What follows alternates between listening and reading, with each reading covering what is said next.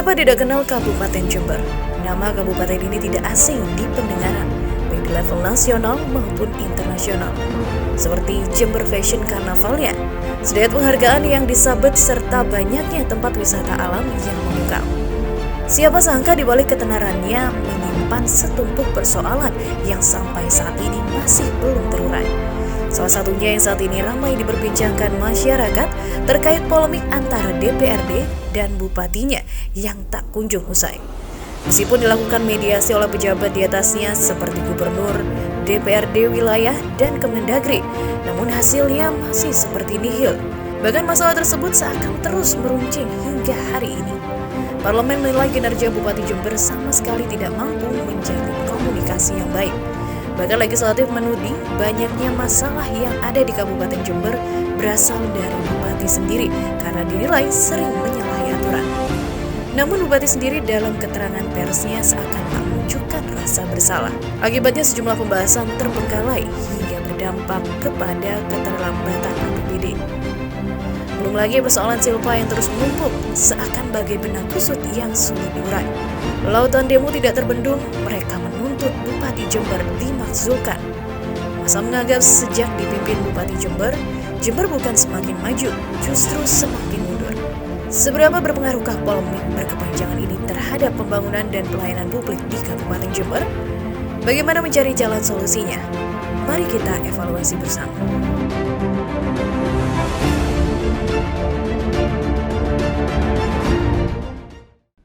Halo, selamat malam pemirsa, kembali di Talk Show Suara Indonesia bersama saya Natasha Wildan. Pemirsa, polemik berkepanjangan antara DPRD dan juga Bupati di Kabupaten Jember sampai saat ini masih juga belum usai. Tentunya hal ini berdampak kepada semua sektor, termasuk salah satunya adalah sektor pendidikan. Akibatnya DPRD Kabupaten Jember mengambil tindakan tegas dengan pemakzulan Bupati Jember Faidah. Dan pastinya mereka memiliki alasannya tersendiri. Apapun alasan itu akan kita kupas lebih dalam di Talk Show Suara Indonesia. Pemirsa, kali ini telah hadir bersama kami Bapak Nur Hasan selaku Wakil Ketua Komisi D DPRD Kabupaten Jember. Selamat malam Bapak. Selamat malam, Assalamualaikum warahmatullahi wabarakatuh. Beliau juga merupakan legislator dari Partai PKS. Partai Keadilan Sejahtera. Pak, apa kabar Pak? Alhamdulillah, kabar baik. Melihat Kabupaten Jember, apa kabar nih Pak? Ya, semua masyarakat Jember saat ini kan sudah memahami, terutama kami pemerhati perkembangan, pemerhati pembangunan Kabupaten Jember ini merasa prihatin kayak semuanya. Kayak ini dirasakan mungkin ya sebagian besar masyarakat Jember. Pak Nur Hasan, sebagai Komisi D DPRD Kabupaten Jember, bagaimana Anda memandang adanya konflik yang tidak berkesudahan antara DPRD dan juga Bupati di Kabupaten Jember ini, Pak?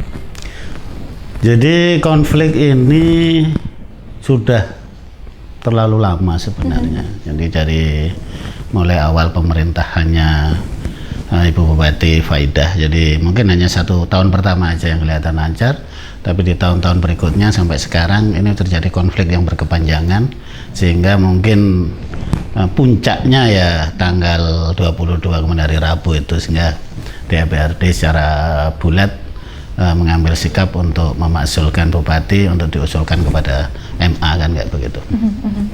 Nah, Pak Nur Hasan, seperti yang kita ketahui bahwa Komisi D DPRD Jember ini merupakan komisi yang khusus pelayanan publik. Tentunya langsung bersentuhan dengan masyarakat ya Pak ya. Seperti salah satunya adalah pendidikan. Ini bagaimana, seberdampak apa sih polemik yang terjadi saat ini kepada sektor pendidikan Pak? Dampaknya kalau di pendidikan juga sangat luar biasa ya. Karena ini sebenarnya dampak ini tidak bisa dipisahkan satu dengan yang lain, karena ruwetnya pembahasan segala macam, molornya pembahasan, berlarut-larutnya pembahasan, semua pembahasan tidak tepat waktu ketika pengedokannya akan digedok di tahun berikutnya, sehingga program-program yang bersifat penting wajib itu kadang-kadang terlambat dan bisa dilakukan biasanya di akhir tahun. Nah, di Dinas Pendidikan sebenarnya karena anggaran-anggaran itu banyak yang bersifat wajib, dan ini tidak begitu pengaruh di tingkat Dinas Pendidikan ya, karena kegiatan apapun yang terjadi apapun yang terjadi, polemik apapun yang terjadi di kabupaten ini antara eksekutif dan legislatif, pendidikan itu harus jalan terus. Kesehatan ini harus jalan terus. Jadi dua dinas besar ini, pendidikan dan kesehatan ini adalah pelayanan dasar dan wajib, sehingga tidak boleh terganggu oleh kondisi apapun ya. Jadi meskipun pakai perkada apapun, untuk belanja di dinas pendidikan dan kesehatan ini harus dilakukan. Jadi memang di situ udah wajib. Nah ini, jadi terpengaruhnya itu kepada program-program yang bersifat pembangunan infrastruktur di bidang kesehatan, di dinas pendidikan dan sebagainya. Ini semuanya pembangunan itu yang biasanya bisa dikerjakan di awal tahun, bulan 3, bulan 4, ini ketika pembahasan molor biasanya dilakukan oleh di akhir tahun. Nah ini, jadi ketika pembangunan belanja barang dan jasa ini semuanya ini menjadi satu kesatuan hanya dilakukan di akhir tahun, yang mestinya dari awal-awal tahun sudah bisa bergerak, sehingga banyak faktor yang bisa bergerak, perekonomian dan segala macam. Ya ini akan menyangkut dunia kesehatan dan bagaimana. Nah ini karena berlarut-larut pembahasan sehingga semuanya dilakukan di belakang di akhir tahun ya. Jadi ini persoalan sebenarnya mendasar di 4 tahun di pemerintahan Ibu Bupati Faidah itu kayak begitu. Berarti membawa dampak cukup besar ya Pak bagi dunia pendidikan ini.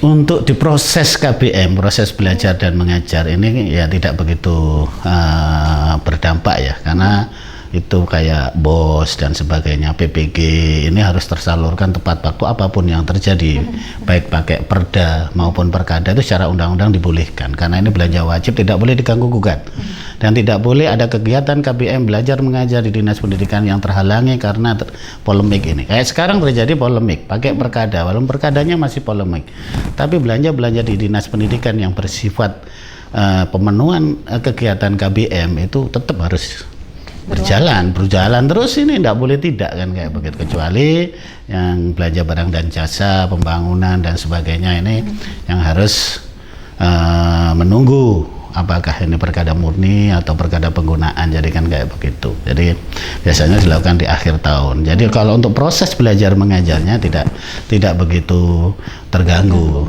Oke. Untuk anggaran pendidikan ini sejauh ini aman nggak Pak dengan adanya polemik ini? Jadi anggaran pendidikan itu di Jember ini sangat aman ya, karena ada undang-undang yang melindungi. Jadi tidak bisa bermain di anggaran ini harus dipotong. Mungkin kalau dinas yang lain bupati bisa seenaknya turun naik. Kalau ini kan tidak ada batasan-batasan yang harus ada undang-undang yang melindungi. Nah, jadi tidak pernah namanya anggaran dinas pendidikan itu turun, tapi dia akan selalu secara simultan dia naik dari tahun ke tahun kan. Kayak di Jember ini anggaran belanja di dinas pendidikan ini sangat luar biasa, sudah di angka 30, sekian, hampir 31% dari APBD Kabupaten Jember ini. Jadi sangat luar biasa. Memang Jember besar ya. Jember besar, dinas pendidikan mengelola lembaga yang cukup besar, jadi anggaran itu 3,30, hampir 31%. Walaupun kami pandang, Komisi D masih memandang itu kurang. Nah, gitu. Namun Pak, sesuai informasi dari beberapa mahasiswa yang mendapatkan beasiswa Pemkab ini khususnya ya Pak ya, ini masih ada dana yang tersendat atau bahkan belum tersampaikan dengan baik. Ini bagaimana tanggapan Anda Pak? Kalau persoalan kayak begitu kan sering kami juga bicarakan di ini. Permasalahan-permasalahan yang terjadi di beasiswa ini memang kadang aja persoalan-persoalan administrasi aja. Dan sebagian kecil yang terjadi kayak begitu. Kalau di beasiswa saya paham betul. Jadi, dan inilah yang menjadi kita disclaimer juga permasalahan administrasi di beasiswa gitu loh. Karena persoalan ini dari tahun 2018 menjadi catatan BPK, 2019 menjadi catatan BPK, dan tidak ada perbaikan, sehingga salah satu pemicu Jember menjadi disclaimer adalah di bidang pendidikan, yaitu beasiswa. Ini menjadi persoalan besar ya, pertemuan BPK, PPG, pendidikan gratis tingkat SD SMP, dan itu ada di dinas pendidikan, dinas kami, mitra kami kan gitu. Nah, sebelum kita melangkah lebih jauh membahas pendidikan yang ada di Kabupaten Jember, namun kita akan simpan jawaban Pak Nur Hasan setelah jeda pariwara berikut ini pemirsa.